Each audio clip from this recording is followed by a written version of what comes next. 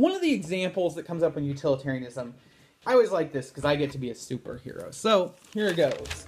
The basic idea with this problem with utilitarianism, sometimes it comes along, is what I like to call as a superhero analogy. There's a variety of analogies that are used. One of them is for example, you have a train, a runaway trolley, and it's running down the track. And there's a switch here, and you could flip the switch, and the trolley would go down this track instead.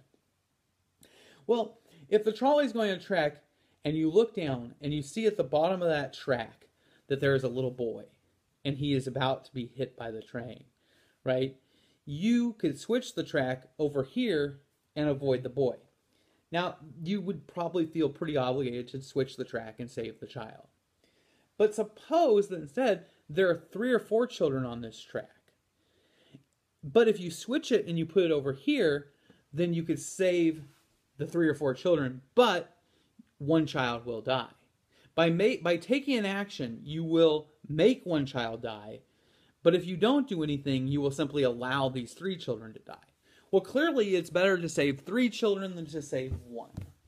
And so you should switch it. And for the utilitarian, with making versus allowing, that there is no difference between making the child die versus allowing the child to die. That you are as guilty of those 3 children's death as you would be if you went the other direction. And so you have a moral obligation to do something. The other analogy I sometimes use is a superhero analogy, where I'm a superhero. I decided to retire after years of fighting crime and righting wrongs, and I have decided to move out to the countryside where I take up a nice, quiet life with my sidekick, Peppy, and I. We end up becoming farmers or something. Well, after a while, we get a little bored, and I say, well, you know what I think I'm going to do is I'm going to start hunting on the weekends. So on Sunday, after I go to church, I come home and have a nice dinner, and then I go hunting with Peppy and I. But hunting isn't really all that much fun after saving people. I mean, finding animals isn't that hard. So I like to hunt for humans. And what I do is I gather up 30 humans every Sunday afternoon, and then I shoot them all in the head. Okay? It's a great idea, right? I mean, it's just like, I deliver that with just, I've given this analogy so many times, I deliver it sort of nonchalantly. Anyway, but so what happens is that's what they do we do every Sunday or whatever.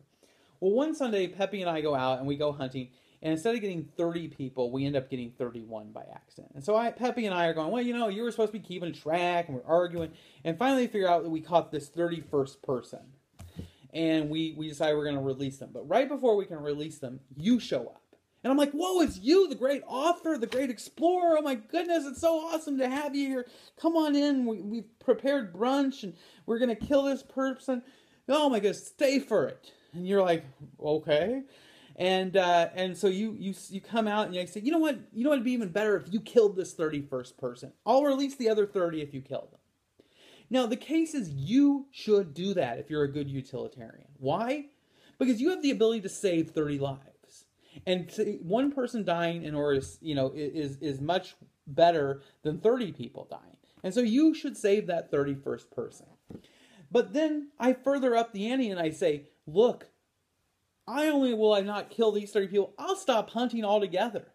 My word as a superhero. Now I know you're going. I mean, that's a little bit. But I mean, honestly, I will stop hunting. Okay, this is an honest statement. No question about it. I will stop hunting. And you would go, oh my goodness.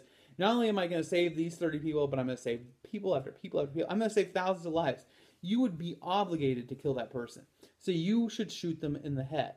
But the problem is I am asking you to do something that most people would find so atrocious that they couldn't do it. And that's where the problem lies. What do you do in that situation?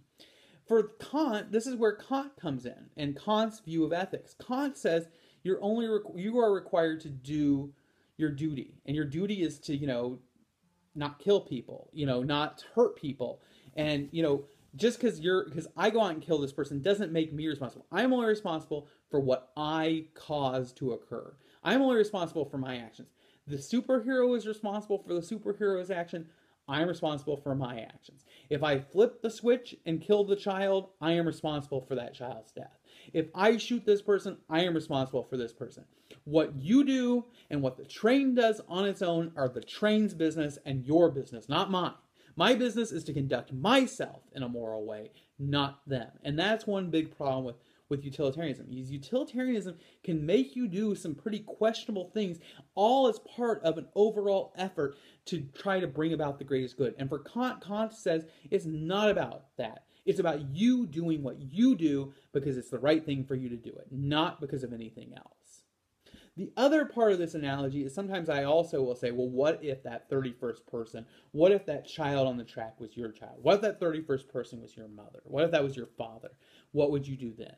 And the other thing that utilitarianism kind of lacks is it's so mathematical, it's so scientific, it's so cold and calculated that it fails in the very nature of trying to defuzzy and make ethics more mathematical and scientific and non-subjective. It loses the very part of ethics, which is the fact that it is a human endeavor. And that is a problem with utilitarianism, is it doesn't just deal with ethics on the level of, it makes it mathematical and science, but it also fails to be human in that regard.